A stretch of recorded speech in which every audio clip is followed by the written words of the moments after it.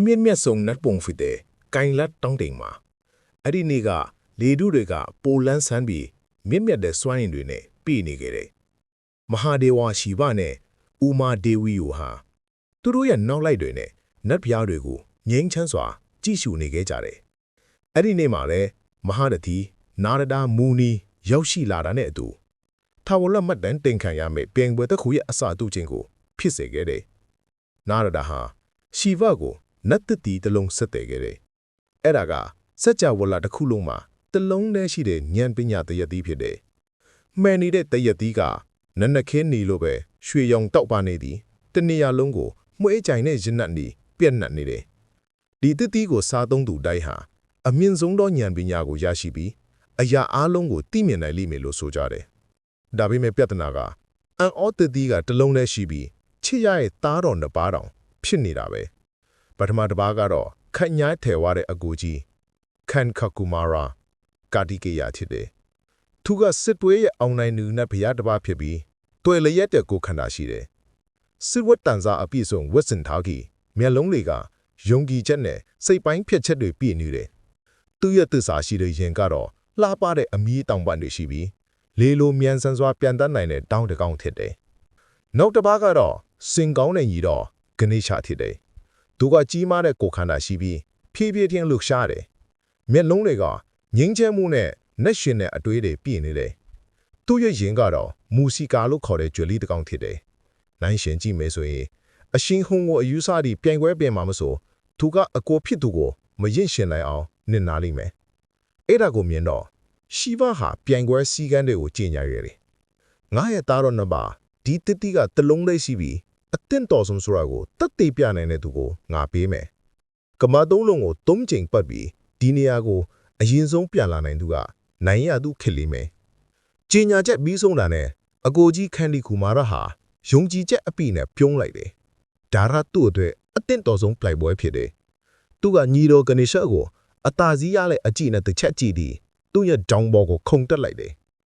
ညီလေးငါသွားပြီအတန်ဆုံးတာနဲ့ဒေါင်းကတောင်ပန်းတွေကိုဖြန့်ပြီးကောင်းကင်ကိုတဟုန်ထိုးပြန်တက်သွားခဲ့တယ်စိတ်ကူးမမြင်နိုင်တော့ပဲအရှင်ဟုံနေတက်တန်အောင်အလင်းတန်တစ်ခုအထိကျွဲတွေထဲကိုပြုတ်ဝဲသွားခဲ့တယ်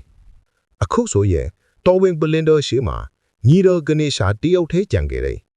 သူကငင်းငင်းလေးရက်ညစ်ပြီးစိုးရင်ပူပန်အရေးရောင်တောင်မပြခဲ့ဘူးစောင့်ကြည့်နေတဲ့နတ်ဘုရားတွေကတနာစိတ်နဲ့တီးတို့ပြောဆိုနေကြတယ်တချို့ကဒီပိုက်ပွဲကမမျှတဘူးလို့ပြောကြပြီးတချို့ကအစကတည်းကလက်ချုပ်စစ်တယ်လို့ဆိုကြတယ်ကျွဲလေးမူစီကာကသူ့ခြေထောက်နာမှာစိုးရင်အကြည့်ပြေးလွှာနေခဲ့တယ်သူ့ရဲ့ဘဝမှာအမြင့်ဆုံးပြေးနိုင်လေကောင်းကင်မုံထောင်ရဲ့အရှင်ဟုံရဲ့အဆုံးပိုင်းလေးတကောင်ကိုမမီဘူးဆိုတာကိုသူကောင်းကောင်းသိတယ်တိတ်ထိတ်ဆိတ်မှုကလုံကြုံလာခဲ့တယ်ဂဏေရှဘာလုပ်မလဲဆိုတာကိုလူတိုင်းကစောင့်ကြည့်နေခဲ့ကြတယ်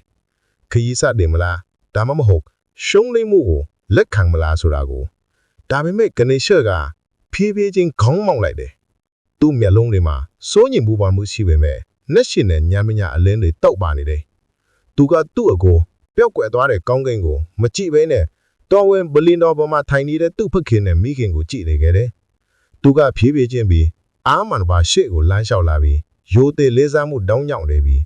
အဖခင်နဲ့အမခင်ထိုင်နေတဲ့တော်ဝင်ဘလင်းတော်ကိုနေလေးပြီးတင်းငိမ့်တဲ့ပုံစံနဲ့လေးလေးစားစားလေယာစစ်သုံးဘတ်လုတ်ပတ်လိုက်တယ်နတ်ဘုရားတွေကသူ့ဘာလို့နေတာလဲဒီယိုရှင်နဲ့အပြုံမုံကစัจ java ကိုခရီးသွားတာကိုဘလို့အနေယူနိုင်မလဲဆိုပြီးဇဝေးဇဝါထင်နေကြတယ်ဂဏေရှဟာပထမပတ်ကိုအပီးတက်လိုက်ပြီးဒုတိယနဲ့တတိယပတ်ကိုမကြခင်မှာပဲစတင်လိုက်တယ်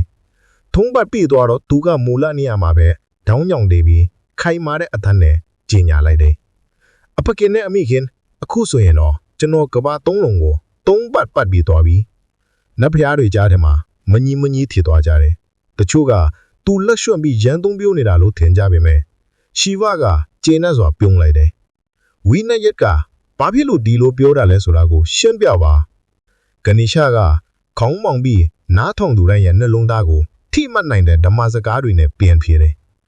အဖခင်နဲ့အမိခင်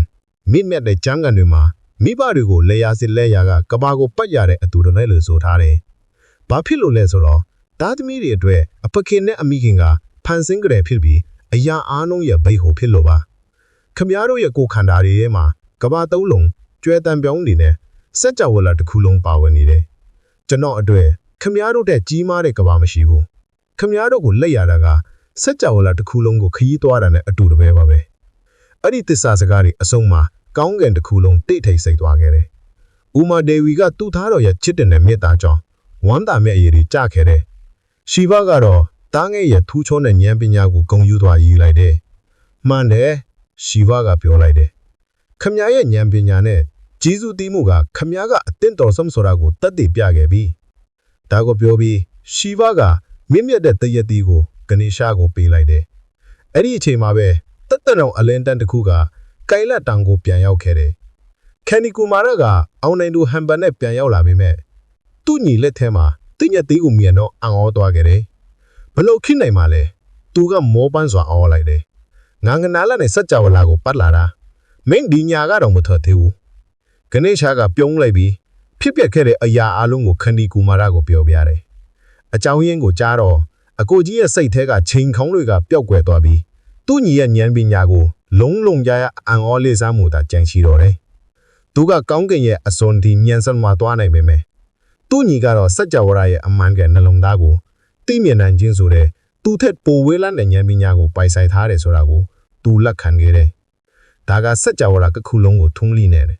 ဉာဏ်ပညာရဲ့အလင်းရောင်ဖြစ်ပြီးအထက်ကအောင်မင်းကအဝေးဆုံးခရီးကမဟုတ်ဘဲနဲ့ကျွန်ုပ်တို့နဲ့အနည်းဆုံးရှိတဲ့အမှန်တရားကိုနားလည်ခြင်းကလားတယ်ဆိုတာကိုပြသခဲ့တယ်